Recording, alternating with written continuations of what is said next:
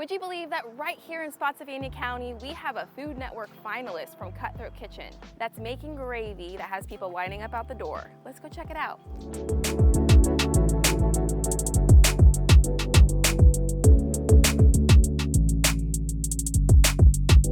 We are your hosts, Becky Ledden and Rachel Thomas.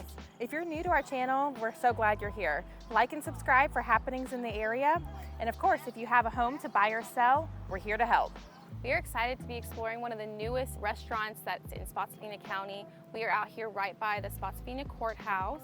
The buildings are newer, but it's actually not a new restaurant. It's been established since about 2022 when they started as a food truck.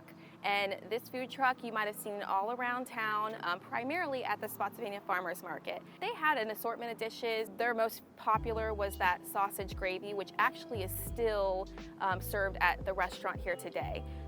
So inside, you'll see some really cool features on the interior. You have these beautiful church pews that were refurbished. They'll have this spectacular wall that is full of all these rolling pins that were donated from the community.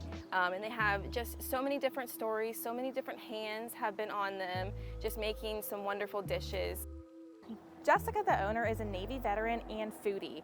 She's traveled all over the world and was even a finalist on Food Network's Cutthroat Kitchen. She brings her years of travel and expertise to Spotsylvania County. We are so lucky to have her here.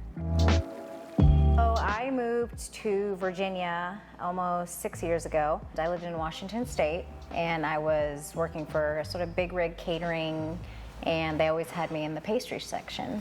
And I was making biscuits one day, their recipe, and it just wasn't like a biscuit that I liked, I guess. So I just took on, as a chef, like a random project of creating the perfect biscuit. It took me 3 years of picking it up, getting frustrated, kind of putting it away, and I kind of curated this perfect biscuit, but I was like, okay, perfect, I'm done with it. When I moved to Virginia, I was a private chef. I had my company called Earth Apple. I was cooking meal prep for high clientele, like football players, musicians, things like that, small catering gigs as well. And then COVID hit, and nobody wanted me in their house because I was a private chef doing at-home meal prep. And I was like, well, what am I gonna do, you know? And I was like, well, I live in the South, and I have this perfect biscuit recipe. Let's run with it. So you were on the Food Network's, what, Chopped and Cutthroat Kitchen? Yes. Did I say that right? So tell me about that. Like, two very different shows. They were both a lot of fun. Cutthroat Kitchen I did back in 2016. Cutthroat Kitchen is when they take away ingredients and you're like betting against your competitors. It's a 3-round competition. I made it to the final round on that one. And Chopped, which was released in 23, I believe now, December 23.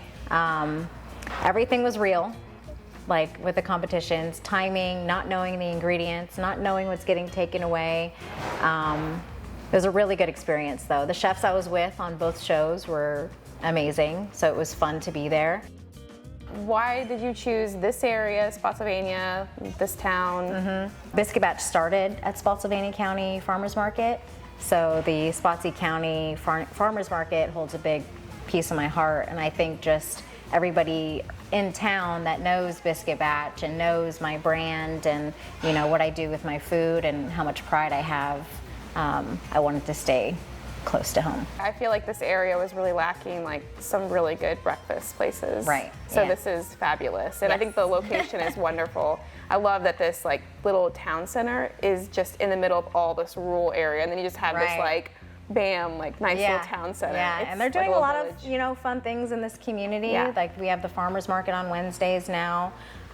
They do the 4th of July spectacular every year, and they're going to be doing more here in the community as well. You know, as much as I love my biscuit recipe, sticking just with biscuits is hard because you have different allergy restrictions, different diets, and I didn't want to just be biscuits.